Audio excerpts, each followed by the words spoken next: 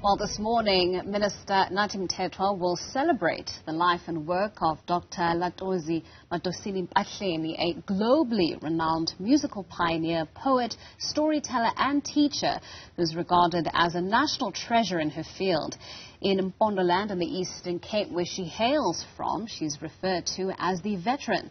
And she's unmatched in her development and composition of the Uhadi, Umrhubhe and Isitolotolo. Spokesperson for the Minister, Masechaba Khumalo, joins us now to tell us more about this celebration. Masechaba, thank you so much for joining us on the Weekend Report this morning. I mean, we're just beginning to mark Heritage Month.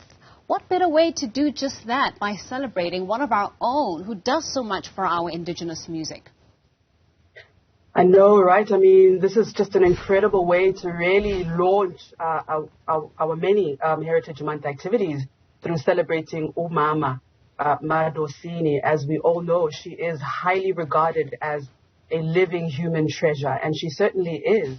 And, you know, the reason why she is known as the veteran is because she is the most incredible living originator of the indigenous musical Xhosa instruments and music as well. So it's such an honor that, led by Minister Nathi Mthethwa, the Department of Sport, Arts and Culture is recognizing her in our Living Legends recognition series. I mean, you refer to her as, you know, a living national treasure, and this is so true because, you know, part of what we so love about her is the fact that not only has she been able to ensure the preservation of the sort of historical indigenous musical instruments, but she's also educated not only South Africans, but people beyond our borders on the instruments, on the use of the instruments and the musicality of them.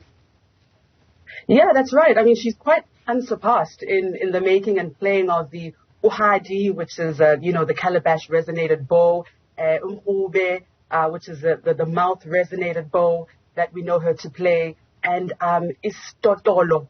And her songs are poems which speak so eloquently of a rich personal and cultural history, which really take the audience back to the sand cultures, you know, from whom the Xhosa borrowed the musical bows. So it really is, I mean, she is such a spectacle. You know, if you've experienced her at all, you know, you get that sort of rich history coming out of the music.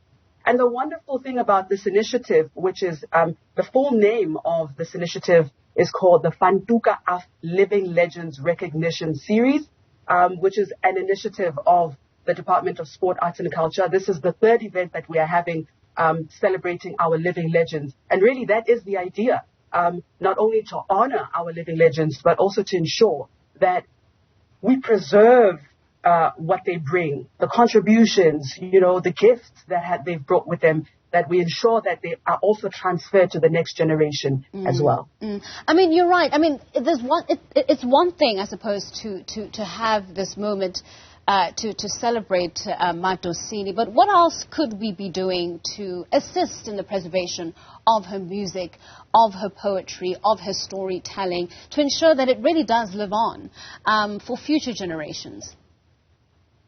Yeah, that's a beautiful question. So, I mean, we live in a very dynamic country, and music, for instance, has really grown in leaps and bounds in South Africa. I mean, there are established artists such as Umsaki, who is quite inspired by Umama Madosini. I mean, she has collaborated with internationally renowned artists all over the world. The best way to preserve her music is to listen to her music, is to study her music, is to, of course, with the permission of, you know, Umama Madosini and her team, to really incorporate some of those elements into the music, you know, as we've seen many artists do all over the world, and to talk about her, like Newzroom Afrika is doing, you know, making the time, creating the platform to ensure that we are celebrating and honoring and teaching the young ones about Umama Madosini so that her memory is never lost. Yeah. And I mean, I know that she joins a litany of other artists who are going to be receiving a similar award and will be celebrated in a similar fashion. Perhaps just take us through the other artists who will be receiving these awards. All right, so basically, in terms of our Living Legends recognition series, we have honored Professor Pitika Ntuli, who's an incredible sculptor, poet. I mean, a man who needs no introduction. And most recently, we have honored, James Matthews, who is a renowned poet and one who really stood the test of time, much like Professor Pitikantuli, much like Umama Madosini. I mean, these are legends who have literally overcome the worst of the worst. I mean, have taken us through the apartheid era, for instance, and stood their ground and utilized their art and their gift in order to really empower, in order to inspire, in order to uplift and remind us of who we are. So this is the beauty of some of these living legends that we are honoring, and we are really, really, really excited that today in Mama Madosini's home village, we are certainly bringing the celebration to her people. So it is a Bondo Day today, and we are all very excited about that. I love that you're including the community as well, because they are so a part. I think we sometimes forget about their contributions towards what the artists are able to deliver and to share with us as a piece of their work. A lot of it has been inspired by where they grew up, by the communities that they were raised in, by the experiences, their lived experiences that they had in many of these surrounds.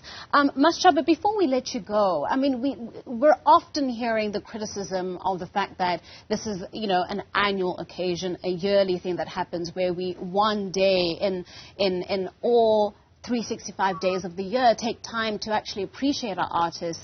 Every other day, they seem to be counted as amongst the forgotten. What's your response to that criticism? And as a department, I mean, what are you trying to do to at least change that narrative? Well, this is where the department is changing the narrative, and this is where we are doing it differently. So today may be an event, but the movement, it is actually a movement. It is an ongoing movement.